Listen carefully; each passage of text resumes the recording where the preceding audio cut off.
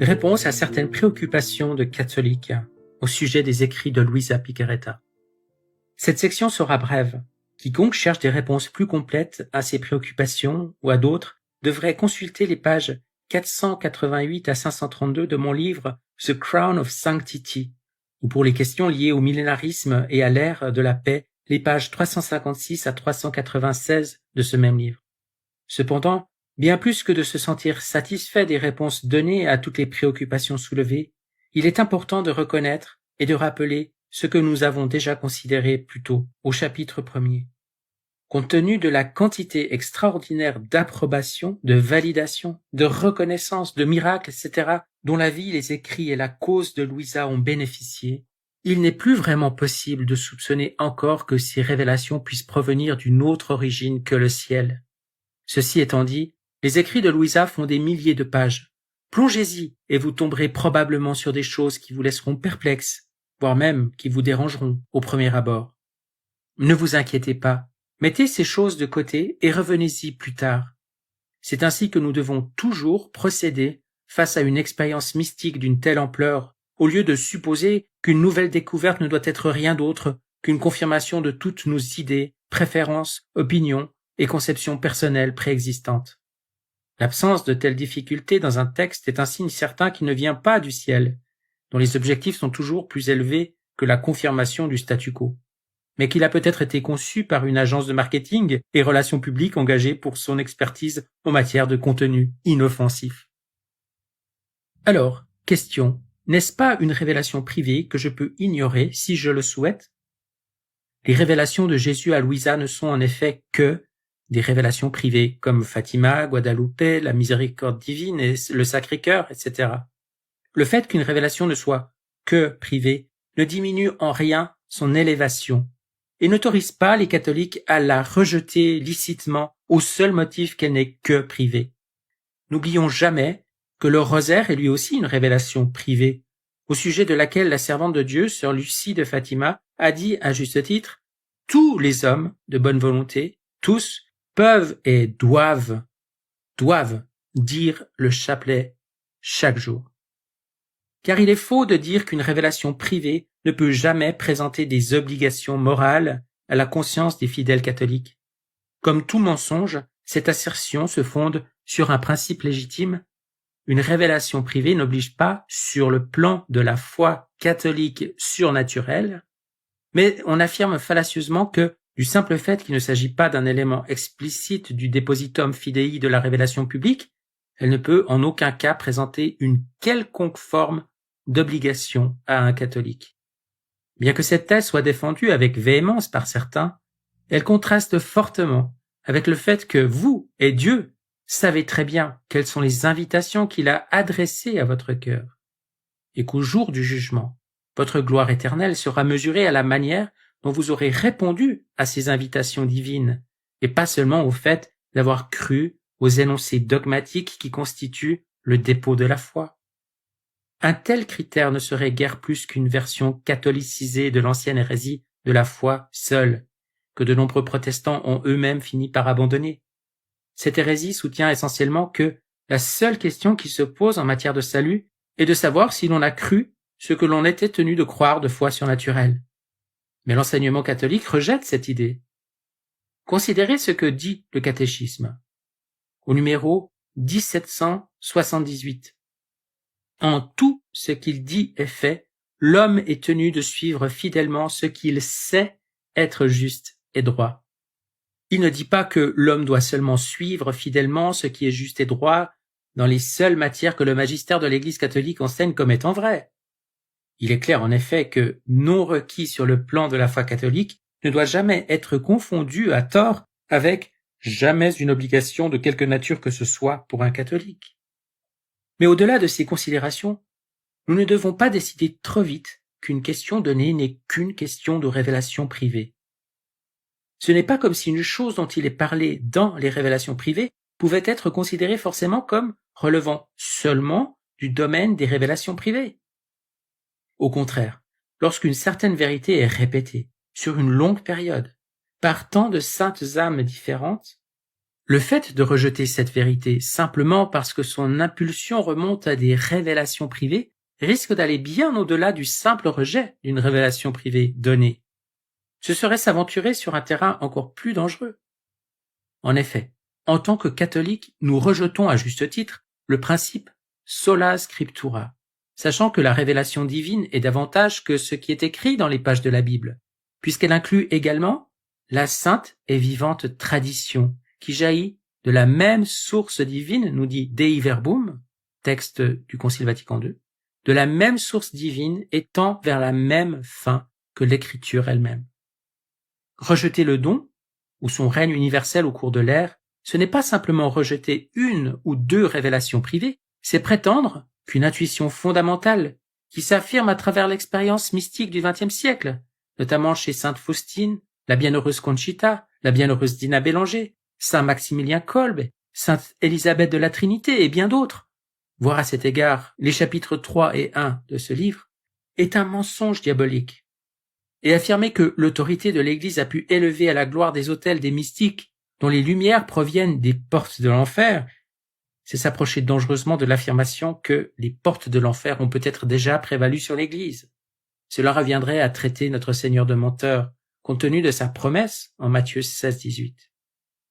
En nous limitant à Louisa en particulier, rappelons que si le don de la vie dans la divine volonté et le règne imminent de ce don sur toute la terre sont des erreurs, alors Louisa ne s'est pas seulement trompée en ayant quelque opinion erronée. Non, dans ce cas, toute sa mission, celle d'une vie entière de 81 ans, serait un mensonge diabolique ou une fraude sans précédent dans l'histoire. Car nous nous trouvons toujours face à cette simple alternative lorsqu'il s'agit de revendications d'une si grande ampleur, si appuyées, si répétées, et pendant tant d'années. Soit elles sont vraies, soit elles proviennent des portes de l'enfer. Ainsi, il n'est pas possible de dire « il est clair que Louisa était une sainte femme, mais ce don et cet air dans ses écrits ne sont tout simplement pas vrais ». Une telle évaluation est rendue impossible par la même alternative rationnelle qui dénonce à juste titre une approche mitigée du Christ lui-même. Comme l'ont démontré de nombreux auteurs très sages, et notamment C.S. Lewis, il est absurde de prétendre que Jésus était un bon et sage maître, mais certainement pas divin. Car celui qui prétend être Dieu est ce qu'il dit être, ou alors il est un fou ou un démon. De manière semblable, la nature des révélations de Louisa ne laisse aucune place à un diagnostic mitigé. Dans certains cas, on peut détacher un auteur de son œuvre, mais une mystique ne peut être séparée de son expérience mystique lorsque celle-ci a été le but ininterrompu de sa vie entière. Est-ce que j'affirme alors que ceux qui ne tiennent pas compte des révélations de Louisa seront condamnés à l'enfer? Bien sûr que non. Je prie, chers catholiques, que, par-dessus tout, vous gardiez toujours la paix, même si vous ignorez mes exhortations. En même temps, j'espère sincèrement que celui qui a pris la peine de lire cette section est depuis longtemps sorti de cette déplorable approche de la foi qui ne se préoccupe que du strict minimum requis pour se frayer un chemin vers le ciel. Question. Les écrits de Louisa n'ont-ils pas été condamnés dans l'index des livres interdits? En effet, les révélations de Louisa ont été placées autrefois dans l'index, juste à côté des révélations de sainte Faustine. Un placement qui ne signifie plus rien depuis l'abolition de l'index par le pape Saint Paul VI en 1966. Cette abolition n'a évidemment pas rendu orthodoxe par magie tout le contenu de l'index, mais elle a signifié qu'à partir de ce moment, aucune conclusion ne pouvait être tirée d'une œuvre donnée simplement parce qu'elle y avait été placée. Rappelons que les condamnations des écrits de Louisa ont été annulées par le cardinal Ratzinger, le pape Benoît XVI, en 1994. Si on suivait la logique d'éviter tout ce qui s'est trouvé dans l'index ou qui a été condamné à un moment donné, nous ne devrions pas seulement éviter Louisa et Faustine, mais nous ne devrions plus rien avoir à faire avec Sainte Jeanne d'Arc, Sainte Thérèse d'Avila, Saint Padre Pio, les apparitions approuvées de Notre-Dame de tous les peuples, Blaise Pascal, Copernic, Victor Hugo, Saint Athanase, Sainte Mary MacKillop et bien d'autres saints, révélations valables, œuvres édifiantes et traités factuels. Mais je vais m'arrêter ici. et vous épargner un passage en revue de toute l'histoire de l'Église. Les écrits de Louisa ne sont plus condamnés. Le cléricalisme ne meurt pas facilement. Pourtant, certains catholiques refusent aujourd'hui de réaliser que les actions juridiques de l'Église ne sont pas infaillibles et qu'elles changent souvent en effet, révélant ainsi d'ailleurs qu'elles peuvent être erronées au départ. Les seules voix qui comptent en la matière, c'est-à-dire le Vatican et le diocèse de Luisa à Trani en Italie, ont affirmé à plusieurs reprises que les condamnations les plus anciennes ne sont pas contraignantes et, bien au contraire, qu'elles souhaitaient ardemment que les écrits de Luisa soient lus et sa spiritualité vécue. Question. Les révélations de Louisa ne sont-elles pas au moins non approuvées? À bien des égards, les révélations de Louisa sont approuvées et à certains égards, elles sont encore en attente d'une approbation définitive. Celui qui les rejette comme révélations privées non approuvées est au mieux partial, ignorant par exemple tout ce qui est exposé dans la partie correspondante du chapitre 1er de ce livre. Il est vrai qu'il existe un moratoire temporaire et partiel limitant la publication des traductions existantes des volumes de Louisa, jusqu'à la publication imminente de l'édition officielle. Mais la nature de ce moratoire est complètement déformée par certains individus et certains sites internet, dont les affirmations incorrectes sont souvent citées, malheureusement, par des catholiques bien intentionnés qui font l'erreur de faire confiance aux premiers résultats d'une recherche Google sans creuser davantage. Cette question a été traitée de manière approfondie et honnête aux pages 483 à 488 de The Crown of Sanctity, mais pour l'instant il suffit de dire que l'archevêque dont émane ce moratoire était, il est maintenant décédé, un promoteur et un défendeur zélé des révélations de Louisa, qui en encourageait spécifiquement la lecture. Il souhaitait simplement que les écrits soient partagés au sein de groupes de prière, afin qu'ils puissent être expliqués correctement, en attendant la parution de l'édition officielle commentée. Voilà pour ce qui est de la pertinence d'user de ces actes juridiques comme d'une marque de rejet des révélations de Louisa. Mais même si les révélations de Louisa n'étaient jamais formellement approuvées, ce ne serait pas une marque opposée à leur gloire. Chaque révélation aujourd'hui approuvée a d'abord été une révélation non approuvée. Et ce n'est que parce que des âmes fidèles y ont malgré tout entendu l'appel du ciel qu'elle a été par la suite approuvée. Fermer les oreilles et le cœur à l'intrusion du ciel sous prétexte de s'en tenir à l'apparente sécurité, de n'écouter que ce qui est déjà pleinement approuvé, est absurde. Réfuté par la raison, réfuté par l'histoire de l'Église, et maintenant même condamné par le magistère de l'Église lui-même. En 2018, le pape François a enseigné dans Gaudete et Exultate, au numéro 170, que les sages normes de l'Église sont nécessaires, mais ne suffisent pas pour le discernement, et le catéchisme enseigne non pas que les fidèles doivent attendre les décisions de l'Église sur ces questions, mais plutôt le contraire, que le sens des fidèles sait discerner et accueillir ce qui, dans ces révélations, constitue un appel authentique du Christ. Paragraphe numéro 67. Maintenant, il est évident que nous devons toujours obéir à l'Église. Mais cette vertu d'obéissance ne règle rien dans les cas à propos desquels l'Église n'a pas encore rendu un verdict définitif. Comme pour exhorter les catholiques à ne pas rester paralysés, la Congrégation pour la doctrine de la foi a récemment promulgué un document intitulé « Normes procédurales pour le discernement des apparitions et révélations présumées », publié officiellement en anglais par le Vatican il y a seulement quelques années. Note, le document original a été publié le 27 février 1978. Ce document donne aux fidèles les principes nécessaires pour discerner correctement les révélations privées. En utilisant ces critères, nous devons avoir confiance que la grâce de Dieu nous permettra de discerner sa volonté et nous devons procéder avec courage. Si nous devions rejeter largement et catégoriquement cette approche d'ouverture au ciel, préférant mener notre vie spirituelle sous l'empire d'une crainte qui voit le diable en embuscade derrière chaque pierre, et en espérant que la stratégie illusoire de la sécurité à tout prix puisse nous apporter la paix, alors pourquoi même être chrétien? Car c'est précisément cette fausse paix que le Christ désignait lorsqu'il a dit qu'il n'était pas venu la porter sur la terre. Voir Matthieu 10, 34. Une chose est certaine, cher ami lecteur, quand le Christ reviendra, ce sera sans aucune approbation préalable. Je souhaite conclure cette section par d'autres exhortations du document magistériel du pape François cité plus haut, dans l'espoir qu'elle vous inspire à laisser de côté cette approche chrétienne à minima et tiède du ciel, qui insiste toujours sur la crainte de tout ce qui n'est pas encore pleinement approuvé. Je cite. « Cela devrait enthousiasmer chacun et l'encourager à tout donner pour progresser vers ce projet unique et inimitable que Dieu a voulu pour lui de toute éternité. » Extrait du paragraphe 13. Chaque saint est une mission. Il est un projet du Père pour refléter et incarner à un moment déterminé de l'histoire un aspect de l'Évangile. C'était le paragraphe 19. Essaye de vivre ta vie entière comme une mission, en écoutant Dieu dans la prière et en reconnaissant les signes qu'il te donne. Paragraphe 23. Dieu nous dépasse infiniment. Il ne dépend pas de nous de déterminer le temps, le lieu et la modalité de la rencontre. Paragraphe 41. Il ne suffit pas que tout aille bien, que tout soit tranquille.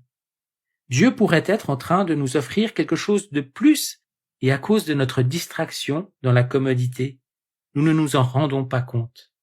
Paragraphe 172. Question. N'est-ce pas un développement artificiel avec des revendications tout simplement trop extraordinaires? Bien que les écrits de Louisa contiennent en effet les révélations privées les plus glorieuses jamais accordées par le ciel à l'Église, dans les milliers de pages concernées, on ne trouve aucune prétention à constituer une nouvelle révélation publique ou un dépassement de la révélation publique. Dans chaque page, les écrits de Louisa se présentent comme une révélation privée entièrement subordonnée à la révélation publique en Christ, en parfaite harmonie avec le dépôt de la foi, fondation sur laquelle elle repose. Mais nous devons nous attaquer à une confusion élémentaire de langage à laquelle certains ont succombé concernant ce que l'Église enseigne sur cette question. Nulle part, l'Église n'a posé de limite à la grandeur ou à la splendeur glorieuse de ce qu'une révélation privée est en droit d'affirmer. L'Église enseigne seulement qu'une révélation privée ne peut prétendre elle-même surpasser ou corriger la révélation publique. Voir le numéro 67 du catéchisme. Par exemple, le mormonisme, les témoins de Jéhovah, la science chrétienne, l'Église catholique palmaire, l'armée de Marie et tant d'autres mouvements et idéologies prétendent être les destinataires de révélations qui sont elles-mêmes supérieures à la révélation publique en Christ, ou du moins qui la complètent et ou la corrigent. L'armée de Marie qui se prétend catholique s'éloigne du dogme de la Trinité pour se consacrer à son antidogme diabolique nouvellement révélé de la quinternité. De même, l'Église catholique, en guillemets, palmaire, prétend que sa propre révélation privée lui confère le droit d'outrepasser l'autorité de l'Église établie par le Christ et de procéder à l'intronisation de son propre pape. Quelques révélations privées clairement fausses au cours des dernières années ont également dénoncé d'autorité le pape ou même prétendu qu'il était l'antéchrist. Et je ne pense pas qu'il soit nécessaire d'expliciter comment les autres mouvements mentionnés ci-dessus prétendent eux aussi avoir reçu des révélations qui dépassent la révélation publique. Les modernistes sont également enclins à supposer que leurs idées sont supérieures à la révélation publique, mais avec une arrogance supérieure, car c'est généralement leur propre intelligence et leur érudition qu'ils placent orgueilleusement au-dessus de tout, plutôt qu'un prétendu message du ciel. Ainsi, sous les applaudissements tonitruants du monde, ils contredisent vertigineusement les dogmes de l'Église en se vantant d'en percevoir les évolutions. Mais nulle part, les révélations privées de Louisa n'affirment quoi que ce soit qui puisse avoir même un lointain rapport avec de telles prétentions. Vous le constaterez facilement en les lisant, mais pour l'instant, quelques comparaisons suffiront. Dans chacune des considérations qui suivent, nous opposerons premièrement la révélation publique définitive en Christ et deuxièmement la révélation privée reçue par Louisa. Dans la révélation publique, Dieu est révélé comme trois personnes et non comme une seule. Dans les révélations privées de Louisa, ces trois personnes souhaitent simplement maintenant partager plus pleinement leur vie. Dans la révélation publique, Jésus se révèle comme divin, alors que Louisa insiste sur le fait qu'elle est la plus basse de toutes les créatures. Et Jésus lui confirme qu'elle est exactement cela. Dans la révélation publique, une nouvelle Église permanente est établie sur terre, nécessaire au salut. Dans les révélations privées de Louisa, une nouvelle spiritualité est introduite destinée à s'y intégrer paisiblement dans l'obéissance à cette même Église.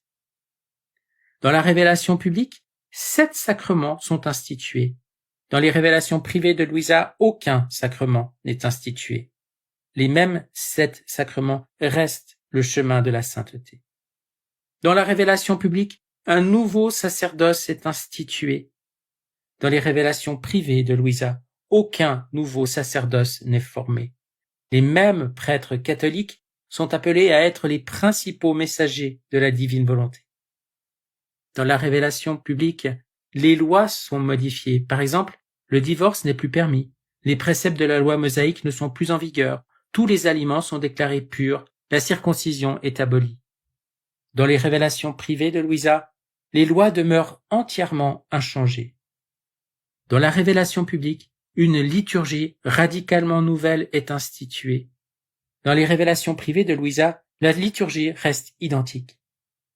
Dans la révélation publique, il y a un changement complet de leadership qui est transféré du sacerdoce lévitique au ministère pétrinien. Dans les révélations privées de Louisa, l'autorité reste du côté du successeur de Pierre et de son magistère. Une image claire émerge de ce bref examen de quelques éléments essentiels de la révélation publique définitive qui nous a été donnée en Christ et des révélations privées sur la volonté divine qui nous ont été données au travers de Louisa. Elles sont entièrement distinctes de nature sans confusion aucune. Les révélations données à Louisa s'inscrivent parfaitement dans les limites de la révélation privée telle que l'Église l'a définie.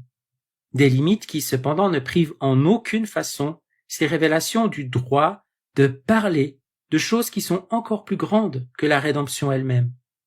La rédemption est la préoccupation et objet premier du dépôt de la foi de la révélation publique, mais elle n'est pas synonyme de celle-ci. Toute révélation privée qui, par exemple, donne un aperçu des gloires du ciel, parle également de quelque chose qui est plus grand que l'objet premier du dépôt de la foi de la révélation publique. Car la fin est toujours supérieure aux moyens qui lui sont relatifs. Et la rédemption est le moyen d'atteindre la fin du ciel. Cela ne signifie pas que les révélations reçues par sainte Catherine de Sienne, parmi d'autres qui révèlent aussi des vérités sur le ciel, approuvées par l'Église, nuisent à la supériorité de la révélation publique par rapport à la révélation privée. Avec une bonne compréhension des enseignements de l'Église qui traitent du sujet, on se rend compte que les révélations de Louisa, bien qu'elles traitent d'un imminent troisième fiat de la sanctification, l'ère, qui d'une certaine manière surpasse la rédemption elle-même, sont des révélations qui en aucune façon ne revendiquent pour elles-mêmes un statut qui surpasse, corrige ou complète la révélation publique. Les révélations de Jésus à Louisa contiennent en effet des affirmations d'une portée considérable, mais s'il n'a jamais été juste de penser qu'une révélation privée n'a pas d'autre droit que de s'asseoir tranquillement dans un coin et faire occasionnellement une ou deux suggestions polies sur quelques pieuses pratiques dévotionnelles, cette opinion a été carrément démolie par le degré d'approbation et d'élévation sans précédent dans l'histoire de l'Église dont ont bénéficié les révélations de sainte Faustine, qui ne suscitent plus aucun doute raisonnable chez les catholiques et dont les revendications sont d'une ampleur stupéfiante. Car les révélations de Faustine prétendent constituer la préparation même du monde à la venue du Christ, voir le numéro 429 du Petit Journal.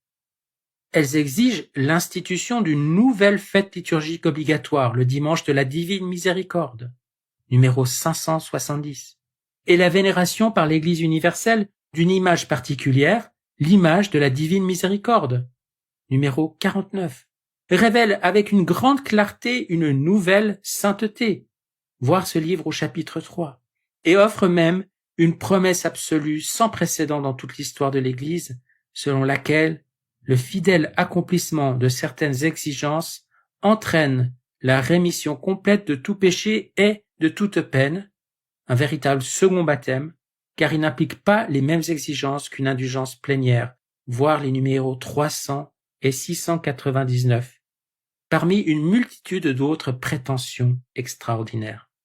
Le catéchisme ne dit pas que la révélation publique est close, terminée et pleinement comprise. Le catéchisme déclare simplement que la révélation publique est achevée et qu'aucune nouvelle révélation publique n'est à attendre. Numéro 66. En prenant le catéchisme au mot, on voit que la révélation est toujours en cours, non pas dans le sens qu'il y aura de nouvelles révélations publiques, mais dans le sens que la révélation publique, que nous avons déjà, doit encore être pleinement explicitée, appliquée et vécue. La révélation privée, à son tour, est une partie indispensable de ce déroulement, que nous restreignons artificiellement à nos risques et périls. Les œuvres du Christ ne reculent pas, mais elles progressent, a enseigné le pape Benoît XVI. C'était l'audience générale du 10 mars 2010. Offrant une réprimande bien placée à ceux qui soutiennent à tort qu'après le Nouveau Testament, l'histoire de l'Église n'a fait que décliner. Et cette réprimande s'applique très clairement à ceux qui prétendent que la révélation privée ne doit jamais être trop imposante. Par conséquent, un esprit avisé s'attendrait à ce que la révélation privée grandisse en gloire au fur et à mesure que le temps passe et que nous nous rapprochons de la seconde venue du Christ. La seule chose vraiment étrange serait qu'il n'en soit pas ainsi. Le travail du magistère de l'Église n'est pas de transmettre tous les détails de ce qui va arriver au monde et à l'Église jusqu'à la fin des temps. Comme il est facile de tomber dans le piège perpétuel du pharisien en criant hérésie à chaque surprise. Contre cela, le pape François a enseigné à maintes reprises, de manière informelle et officielle, que Dieu nous réserve de nombreuses surprises et que nous n'avions pas le droit, au nom de la sécurité apparente de nos antiques façons de faire, de nous fermer au plan de Dieu. Mais c'est le vénérable pape Pie XII, esprit traditionnel et préconciliaire, et non le pape François, qui a le plus fermement répudié l'attitude du rejet phobique de la nouveauté, car il a enseigné dans son magistère de haut niveau. Tous doivent se garder de ce zèle tout autre que prudent, qui estime devoir attaquer ou tenir en suspicion tout ce qui est nouveau. Paragraphe 47 de son encyclique Divino Afflante Spiritu. Les révélations de Louisa s'inscrivent parfaitement dans le cadre de la sainte tradition, comme nous l'avons vu au chapitre 3 de ce livre. Elles ne sont toutefois pas sans surprise pour l'Église, mais il n'y a pas de quoi se lamenter. Le magistère est une base solide sur laquelle se tenir et une clôture sûre qui protège de l'abîme, mais il n'est pas une cage dans laquelle s'enfermer et se cacher. Loin de constituer une rupture artificielle dans le développement de la sainte tradition, les révélations de Louisa sont la définition et le type même d'un développement organique, car elles parlent de ce moment où la fleur s'épanouit. La floraison, bien sûr, ne peut que surprendre celui qui pensait n'observer que la croissance linéaire d'un brin d'herbe. Mais combien il serait lamentable pour cet observateur de passer de la surprise au ressentiment punitif à l'encontre de la fleur. Tout a parfaitement et magnifiquement conduit à ce développement.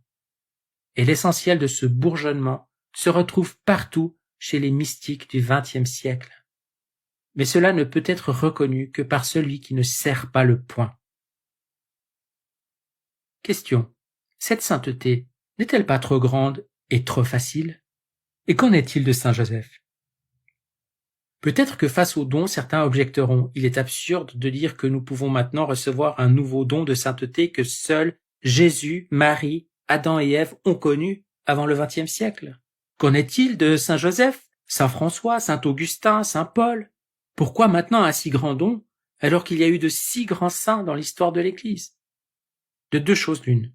Soit on croit, soit on ne croit pas à l'existence du don. Si on ne croit pas à l'existence de ce don, comment peut-on se sentir offensé par l'idée que les saints des temps précédents dans l'Église ne l'ont pas reçu? Si en revanche on croit à l'existence du don, comment peut-on être assez fou pour laisser ces préoccupations piétistes nous empêcher de désirer et de demander un si grand bien? Nous allons néanmoins examiner cette préoccupation. Le fait de recevoir un don plus excellent ne nous rend pas plus grands que celui qui simplement, parce qu'il n'a pas vécu au temps où ce don est disponible, n'a pas pu le recevoir. Ainsi, même si l'Eucharistie est un don infiniment plus grand que ce que Moïse a reçu, le fait de recevoir la Sainte Communion ne vous rend pas plus grand que Moïse. La confession est un don plus grand que ce que le roi David a reçu. Mais les absolutions que vous avez reçues jusqu'à présent ne vous rendent pas plus grand que lui. En ce qui concerne le plus grand des saints énumérés dans l'objection ci-dessus, il est clair que Saint Joseph a toujours été et sera toujours le plus grand saint après la Sainte Vierge. Léon XIII l'Ancienne, au 3e paragraphe de Quam Pluries. Les révélations de Louisa ne cherchent pas à changer ce fait. Jésus dit même à Louisa que la divine volonté régnait dans la maison de Nazareth comme elle règne au ciel, que dans cette maison Joseph vivait dans les reflets de la divine volonté et que de ce royaume il en était le premier ministre. Voir le 7 juillet 1928 dans le livre du ciel. Une dignité, premier ministre, une dignité souveraine qui n'a jamais été conférée à Louisa. Le fait que Joseph ait reçu ou non le don lui-même n'est pas pertinent pour estimer sa grandeur. Ce qui est certain, c'est que Saint Joseph n'a pas vécu à une époque où il pouvait recevoir l'Eucharistie, mais que l'absence de ce grand don dans sa vie n'enlève rien à sa propre grandeur.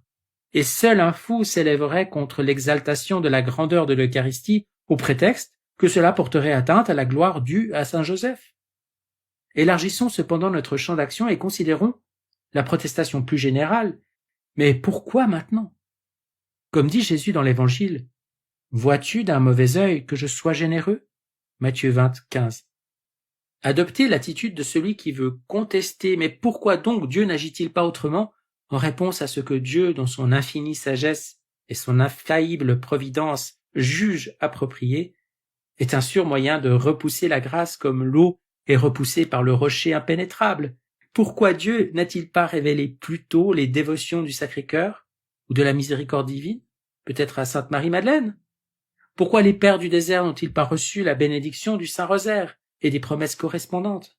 Pourquoi la communion quotidienne n'a-t-elle pas été largement encouragée avant le pontificat du pape Saint Pie X au XXe siècle? Pourquoi les enfants de 7 ans n'étaient-ils pas autorisés à recevoir la communion avant ce même pape? Dieu a prédéterminé un certain calendrier et il ne nous appartient pas de le remettre en question. Ce qui nous appartient, lorsqu'une révélation ou un développement présumé se produit, c'est uniquement de nous demander « Cela vient-il de Dieu ?» Si cela vient de Dieu, il ne nous reste qu'à plier le genou et à desserrer le poing. Celui qui s'inquiète de ce que le don soit trop facile doit se rappeler que tout le premier tiers des volumes de Louisa consiste en une magnifique présentation des 3 étapes traditionnelles de la vie spirituelle, les voies purgatives, illuminatives et unitives, doublées d'une véritable exhortation à s'y engager. Ces écrits s'appuient sur ce fondement de la sainte tradition. Ils n'en sont pas la réfutation. Cette critique a autant de sens que d'ouvrir la Bible au hasard et en lisant le récit de l'incarnation, de rejeter Dieu au prétexte qu'il aurait dû d'abord préparer la voie avec des prophètes et une loi morale. Maintenant, en considérant la possibilité ontologique du don, tout le monde doit pouvoir reconnaître que Dieu est certainement capable de susciter en quiconque le même type de sainteté que ce qu'il a déjà réalisé dans la Sainte Vierge. En effet, la bienheureuse Vierge Marie est de toutes les créatures la plus grande qui existera jamais. Bien plus grande que quiconque possédant le don. Mais cela ne doit pas nous empêcher de reconnaître que la Sainte Vierge reste une créature et que par conséquent le type de sainteté dont elle bénéficie est un don qu'elle a entièrement reçu de Dieu. Quel que soit ce type de sainteté, Dieu est parfaitement capable de le donner à d'autres créatures. Il n'y a tout simplement pas de raison magistérielle, théologique, scripturaire, philosophique ou autre de nier cette possibilité ontologique. En Marie, Dieu nous a montré à tous ce qu'il est capable de faire dans un être humain. S'il peut donner quelque chose à Marie, alors il peut le donner à nous aussi. Nous qui sommes ses enfants et qui ne sommes ni plus ni moins humains que celles qui désirent plus que toute autre créature que nous puissions recevoir son propre don. Comme personne ne peut le nier, la seule chose qui reste à faire pour s'opposer au don est de blâmer Dieu à cause de l'imprudence dont il ferait preuve en se montrant si généreux de sa grâce en nos jours où le péché abonde. Romains 5,20.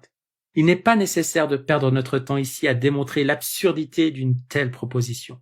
Mais même en laissant de côté tout ce qui a été dit précédemment, les critiques selon lesquelles la sainteté de la vie dans la divine volonté, révélée dans les écrits de Louisa, est trop grande parce que supérieure même au mariage spirituel, ou trop facile parce que basée principalement sur le désir sincère du don, sont toutes deux illicites au seul motif qu'elles pourraient être également soulevées contre sainte Thérèse de Lisieux, sainte Faustine, la bienheureuse Conchita, sainte Élisabeth de la Trinité et une multitude de mystiques du XXe siècle dont beaucoup sont aujourd'hui béatifiés ou canonisés.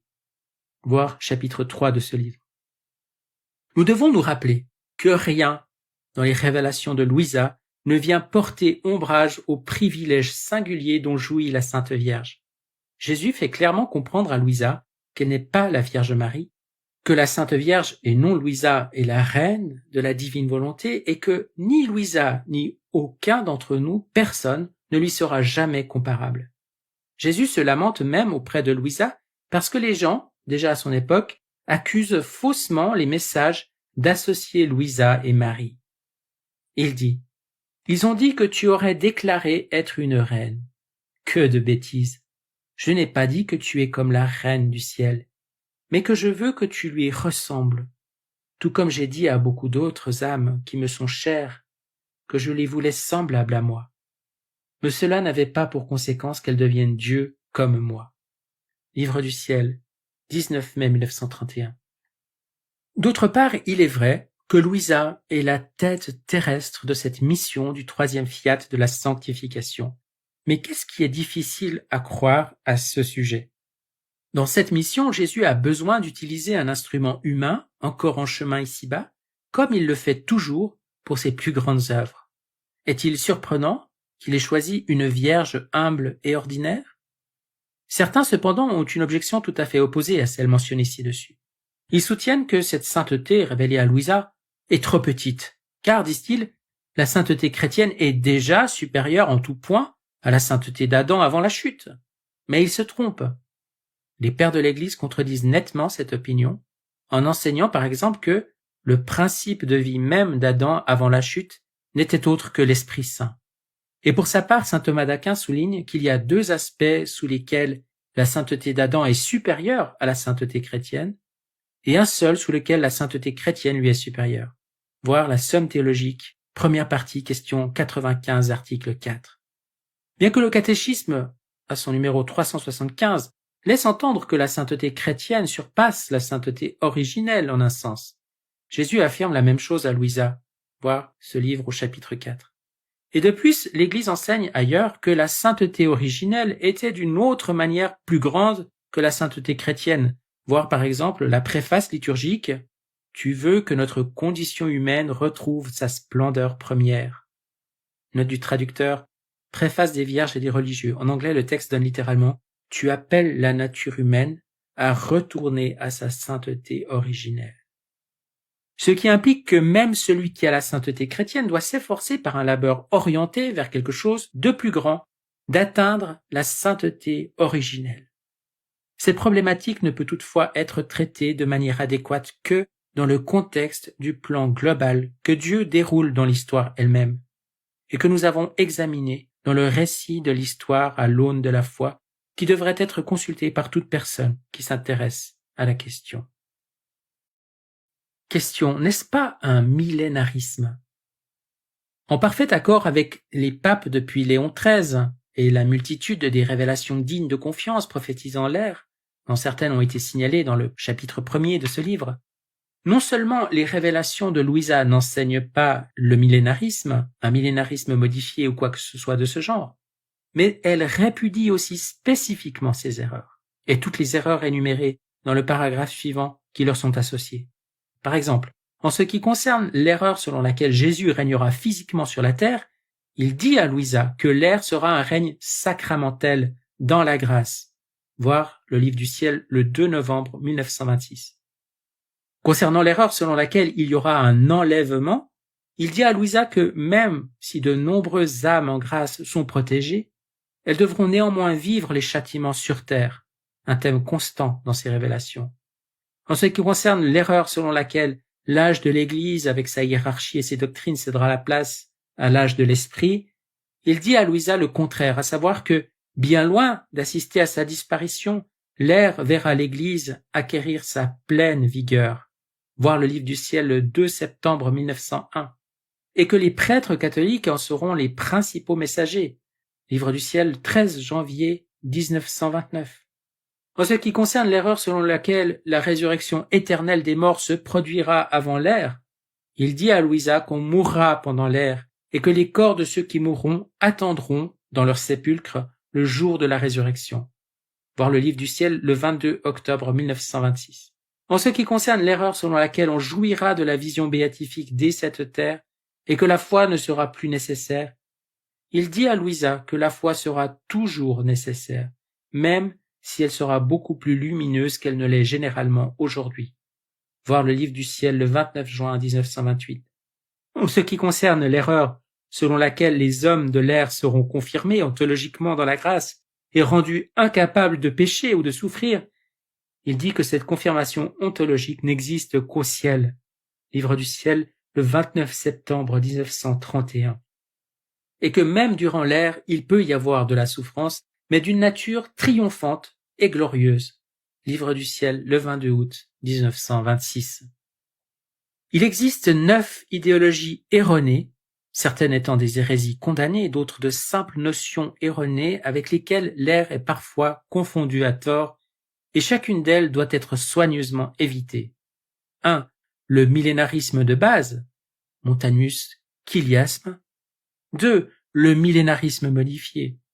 3. Le millénarisme hédoniste, Cerinthus, accessoirement le seul type de millénarisme que saint Augustin ait condamné. 4. L'héritage spirituel de Joachim de Fior. 5. Le dispensationalisme. 6. L'évolutionnisme progressif. 7. Le messianisme séculier. 8. La théologie de la libération. 9. L'utopisme. Chacune de ces erreurs se trouve à des années-lumière des anticipations de l'ère unanimement rapportées par des révélations privées dignes de foi et celles de Louisa en particulier.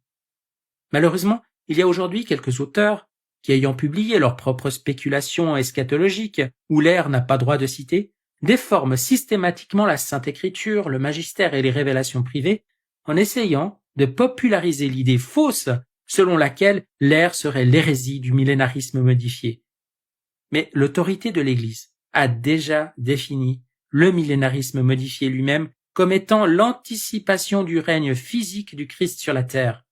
Le pur millénarisme non modifié, en revanche, contient d'autres erreurs en sus comme l'enlèvement de l'Église, une résurrection éternelle précédant l'ère, la vision béatifique et la perfection définitive de l'homme sur terre. Par exemple, la déclaration du Saint-Office du 21 juillet 1944 définit spécifiquement le millénarisme modifié comme un corps de doctrine enseignant que le Christ, je cite, viendra visiblement régner sur ce monde.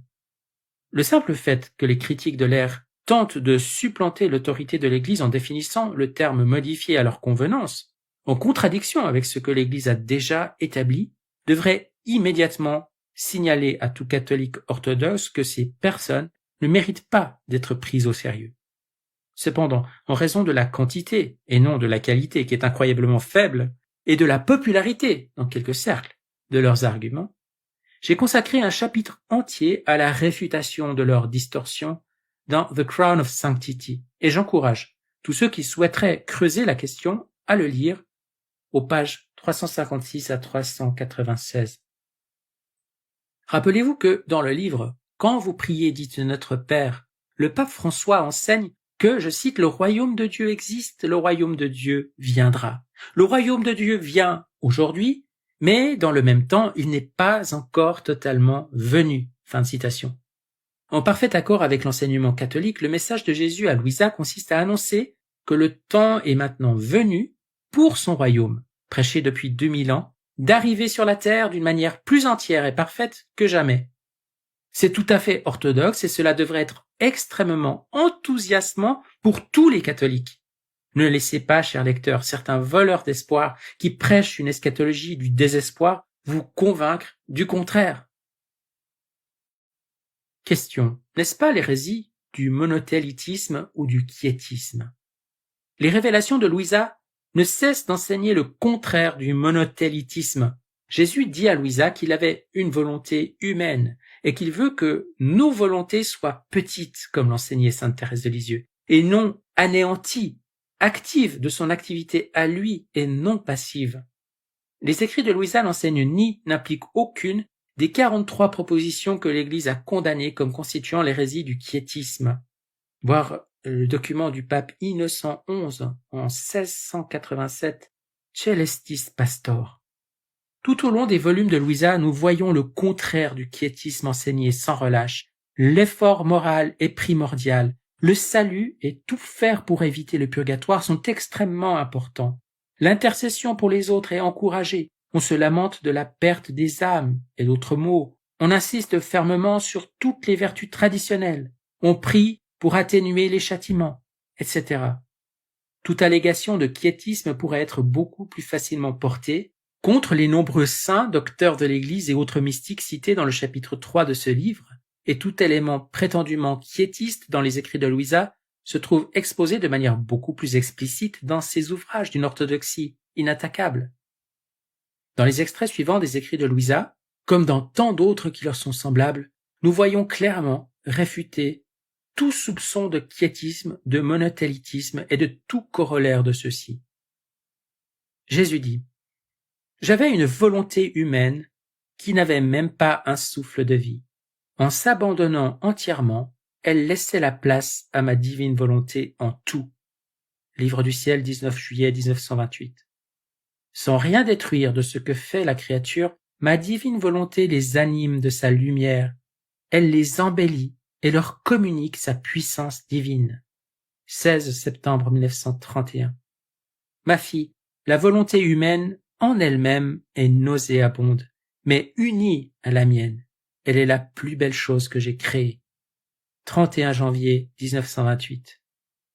Louisa écrit en expliquant les révélations de Jésus à son sujet: Jésus ne veut pas non plus que ma volonté soit complètement détruite. Il la veut cependant petite, mais vivante, afin de pouvoir opérer à l'intérieur d'une volonté vivante, et non pas morte, afin d'avoir son petit champ d'action dans ma petitesse, qui étant petite, incapable et faible, doit avec raison se prêter à recevoir la grande œuvre du divin fiat. 26 mars 1933. En élargissant notre réflexion, nous pouvons également voir que le panthéisme, l'hindouisme et le bouddhisme enseignent une spiritualité radicalement distincte des révélations de Louisa. Ces religions et philosophies enseignent qu'il suffit de reconnaître l'identité ou la similitude de l'Atman, le moi le plus profond, avec le Brahman, la divinité, ça c'est dans l'hindouisme, ou la divinité du tout, le panthéisme, ou l'extinction, le nirvana du moi, le bouddhisme. Or, les révélations de Louisa n'enseignent pas l'extinction du moi, mais le sacrifice de la volonté propre à Dieu. Elles n'enseignent pas la reconnaissance de la divinité du moi, mais la réalisation de la divinisation de soi à travers la vie spirituelle catholique ordinaire, combinée au désir du don de la vie dans la divine volonté. Elles n'enseignent pas la divinité de toute chose, mais la divine empreinte laissée par tout ce que l'artisan divin a créé et comment toutes ces choses servent de voile, et non d'incarnation proprement dite, à la divine volonté. Question: qu'est-ce que donc que ces discussions au sujet de 6000 ans? Qu'en est-il de l'évolution et de la géologie? Nulle part dans les révélations de Louisa on ne parle d'évolution ou de créationnisme de la jeune Terre.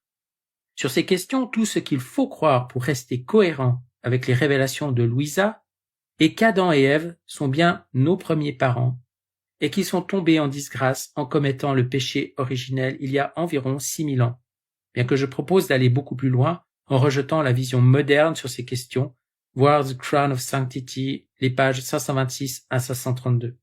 Si cela vous paraît encore trop demandé, n'oubliez pas que la foi catholique en exige presque autant.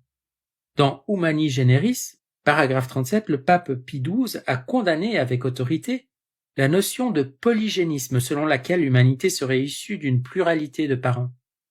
En outre, Même si une grande partie du livre de la Genèse est simplement symbolique, bien que la même encyclique enseigne par ailleurs que la Genèse appartient au genre historique dans un sens vrai, voire le paragraphe 38, la généalogie de l'évangile de Luc ne permet pas de soutenir qu'il puisse y avoir des dizaines de milliers et encore moins des centaines de milliers d'années entre l'époque actuelle et la naissance du premier fils d'Adam et Ève, Caïn. Une dernière note sur les préoccupations de certains catholiques.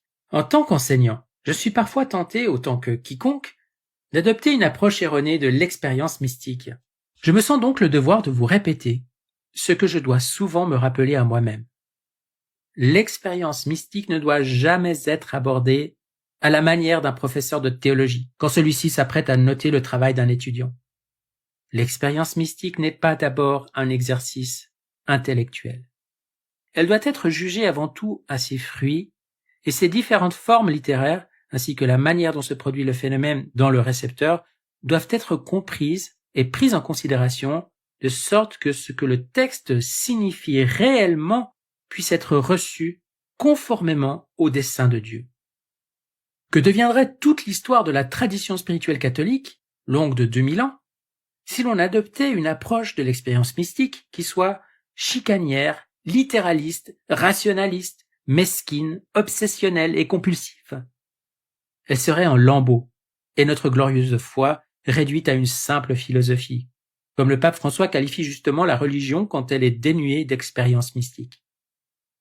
Si j'étais un homme malhonnête, j'enverrais subrepticement aux critiques de Louisa des copies de sélections d'écrits de saint François de Sales, sainte Faustine, saint Maximilien Kolbe, sainte Hildegarde, sainte Élisabeth de la Trinité, sainte Thérèse de Lisieux et des pères de l'Église grecque, en prétendant que Louisa en est l'auteur et en leur demandant des réponses.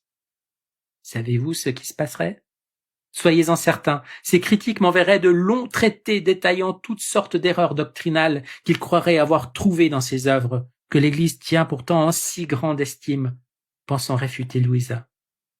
Mais heureusement pour ces critiques, je ne suis pas un homme malhonnête. Épilogue pour un sceptique. Donc vous pensez que j'ai tort. Bien sûr, il ne s'agit pas de moi, mais je sais que certains lecteurs ne se donneront pas les moyens de séparer dans leur analyse le sujet traité de l'auteur qui le traite. C'est pourquoi, pour leur faire plaisir, je vais ici me livrer brièvement à une petite folie paulinienne, voire la deuxième lettre aux Corinthiens chapitre 11. Même si je suis en effet le moins digne de tous ceux à qui Dieu pouvait demander de s'engager dans cette mission de faire mieux connaître la divine volonté. Mais si j'avais raison, et si en effet le monde était réellement à l'aube d'une transformation si radicale, que toutes les angoisses qui accaparent sans cesse votre esprit étaient sur le point de s'évanouir, comme le jacassement des singes quand se fait entendre un lion rugissant, et si tout ce qui vous inquiète et vous déprime maintenant était réellement sur le point de s'évaporer comme un rêve à l'heureuse irruption d'une réalité neuve que vous ne pouviez jusqu'à présent guère comprendre.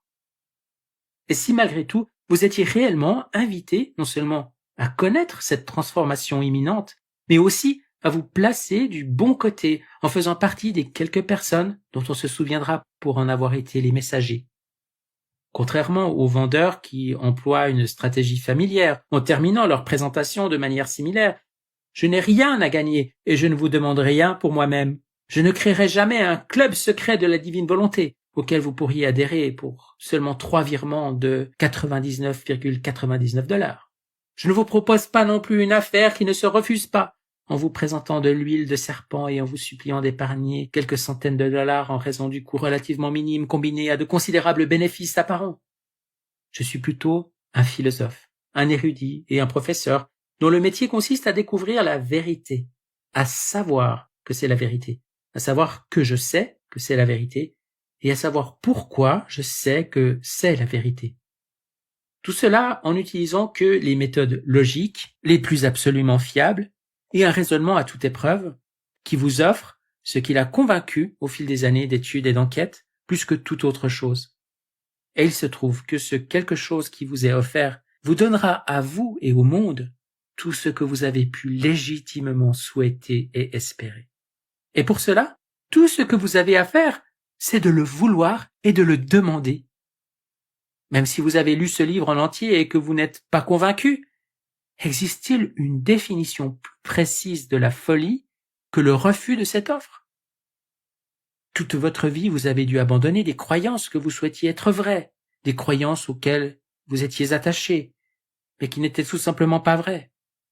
Et donc voilà enfin quelque chose qu'un homme bon et sain d'esprit ne peut pas ne pas vouloir être vrai, et c'est vrai. Non seulement c'est vrai, mais c'est extrêmement simple, et cela ne fait que confirmer et renforcer ce qui a toujours été l'essence de votre foi. Il ne s'agit de rien d'autre que de prier la plus grande demande de la plus grande prière avec une foi et une confiance totale qu'elle peut vraiment être exaucée de la meilleure des façons. Pourquoi ne pas le faire? Pourquoi ne pas croire que le Fils de Dieu réalisera sa plus grande promesse? Pourquoi pas? Et si je me trompe? Dans ce cas, le monde et votre vie bénéficieront toujours grandement de l'attention que vous porterez aux exhortations et aux invitations contenues dans ces pages. Mais si j'ai raison, tout est là. Mais peut-être n'êtes-vous pas un sceptique. Peut-être êtes-vous simplement quelqu'un qui a ouvert les dernières pages de ce livre dans l'espoir de sauter directement à la conclusion. J'écris ce livre en essayant de présenter l'essentiel de mon livre précédent, The Crown of Sanctity, dans le format le plus réduit possible. Mais si vous insistez, je relèverai le défi et m'efforcerai de résumer encore la morale de l'histoire. Écoutez donc au moins cette brève exhortation. Je suppose que vous aimeriez qu'une glorieuse ère de paix s'étende bientôt sur le monde. Eh bien, cela exigera quelque chose de votre part. Il vous faudra prendre un engagement. Alors engagez-vous maintenant, de tout votre cœur et de toutes vos forces, à dire un seul Notre Père chaque jour pour le restant de vos jours. Vous hésitez? Ah, je comprends. Un tel engagement est une chose sérieuse. Mais le mot absurde devrait avoir pour définition même le refus de prendre cet engagement particulier. Il ne demande que 19 secondes sur les 86 400 que compte une journée. Il consiste simplement à prier quotidiennement la seule et unique prière que le Fils de Dieu lui-même a enseignée lorsqu'il était sur la terre. Mais je ne le demande pas seulement aux chrétiens. J'implore chaque être humain sur la planète d'en faire autant. Qu'il soit chrétien, païen, hindou, bouddhiste, juif, musulman, athée, agnostique ou autre. Parce que, qui que vous soyez, vous pouvez au moins reconnaître que Jésus a été un homme qui n'a pas eu son pareil parmi tous ceux qui ont vécu sur cette planète et qu'au strict minimum, vous devriez clairement réciter au moins une fois par jour la prière qui se distingue comme le soleil parmi toutes les autres prières. Vous devriez vraiment au moins prier quotidiennement la prière que le seul homme sans égal de l'histoire nous a commandé de prier. Imaginez qu'une entreprise ou un gouvernement digne de confiance décide d'offrir une assurance complète, santé, voiture, maison, vie, etc., à tous ceux qui le souhaitent, pour un coût de quelques centimes seulement et sans condition. Supposons qu'il ne soit même pas nécessaire d'abandonner les couvertures d'assurance dont on dispose déjà. Supposons en outre que cette assurance complète puisse être souscrite en secret sans aucune autre obligation. Peut-être douteriez-vous pour une raison quelconque que cette institution, malgré sa fiabilité, tienne ses promesses. Mais ce serait malgré tout une folie de ne pas dépenser les quelques centimes demandés pour acheter ce plan. Oui, je suis certain que si une telle offre vous est faite un jour, vous y souscrirez immédiatement. Avec le Christ, nous avons quelque chose d'infiniment supérieur à cela, ou à toute autre analogie ou image que nous pourrions imaginer. Nous avons Dieu lui-même ayant pris chair. Et si vous donnez ce simple fiat, si vous priez un Notre Père chaque jour, sincèrement et en croyant de tout votre cœur que les promesses qu'il contient peuvent vraiment s'accomplir de la meilleure des façons, alors oui, je crois que cela vous mettra du bon côté de l'air. Cela en vaut la peine. N'attendez pas. Prenez cet engagement. Notre Père, qui es aux cieux, que ton nom soit sanctifié. Que ton règne vienne. Que ta volonté soit faite sur la terre comme au ciel. Donne-nous aujourd'hui notre pain de ce jour. Pardonne-nous nos offenses, comme nous pardonnons aussi ceux qui nous ont offensés. Et ne nous laisse pas entrer en tentation, mais délivre-nous du mal. Amen. Fiat.